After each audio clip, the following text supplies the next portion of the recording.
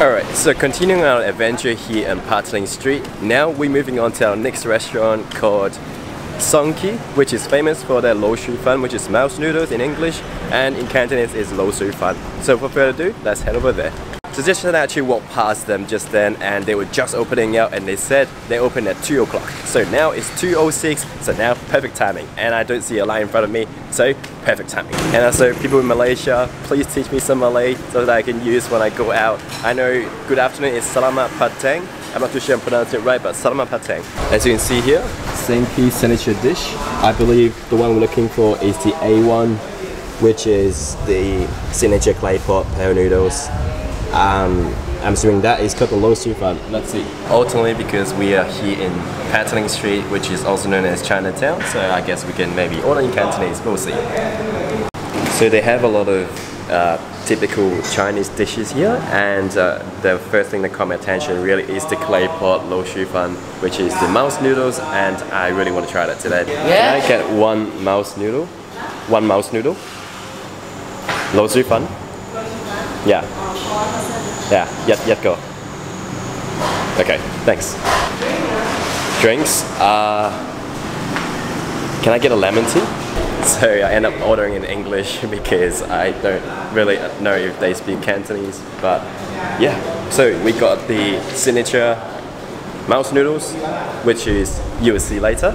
I also got the lemon tea as well. I saw just then a small one cost 13 RM, and from that onwards, let's see, they've got different sizes here. They've got 14 RM, 23 RM and 30 RM.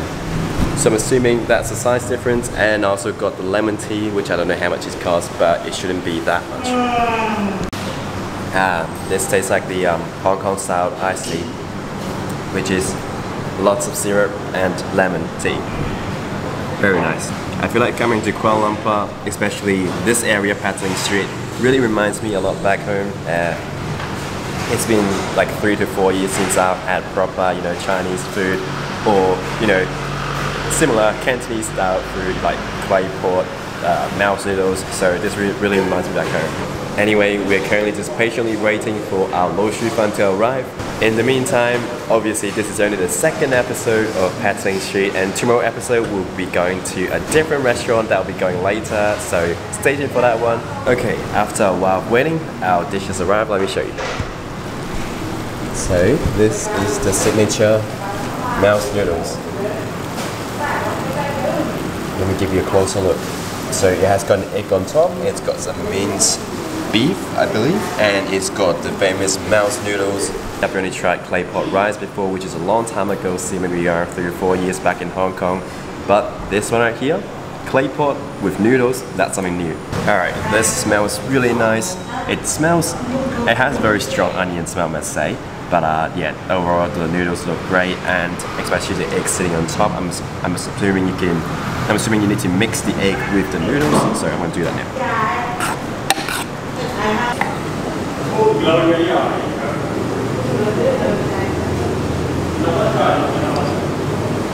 I must say guys, this looks amazing. Let me show you. So, looks like a fantastic stir-fry noodles with sauce. I think in general I really like noodles with sauce. For example, like Hokkien mee, which is soy sauce with noodles, or just in general any noodles with sauce, they always taste good. Alright, let's give it a try.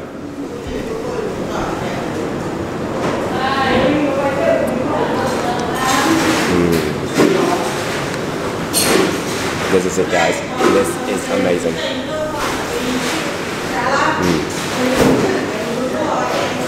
Oh.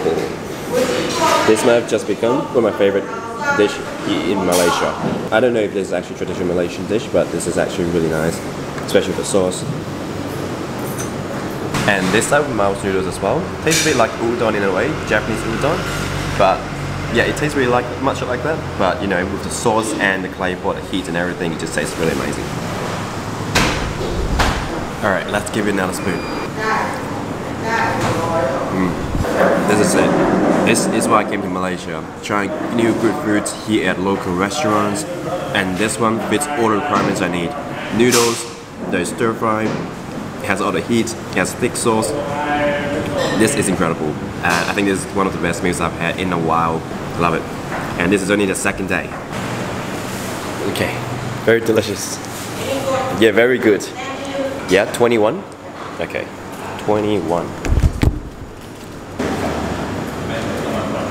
Okay, thank you. Thank you. Terima kasih. Terima kasih. Okay, thank you. Okay, so again, another episode of good food and also friendly people here in Malaysia. And yeah, that's the feeling that I got ever since I arrived in Malaysia. People here in general are really friendly. And even yesterday, it was very confusing when I ordered dinner last night at a canteen. But then afterward, the people really look after you here.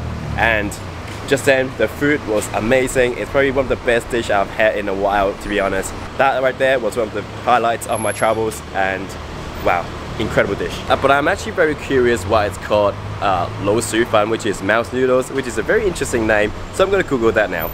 Okay, this is what Wikipedia has to say. Silver needle noodles, aka rat noodles, is actually originated from, okay, origin is China.